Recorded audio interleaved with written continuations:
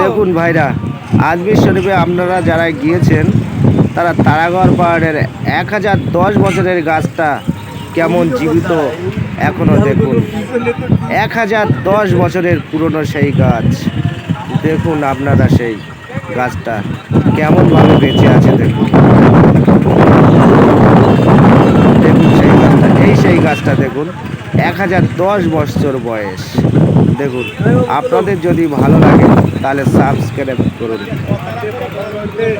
দেখুন দেখুন সেই তারাগড় পাহাড়, সেই তারাগড় পাহাড়ের উপর থেকে নিচের দৃশ্য দেখুন।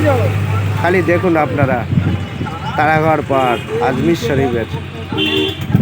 যদি ভালো লাগে আপনারা শেয়ার করুন।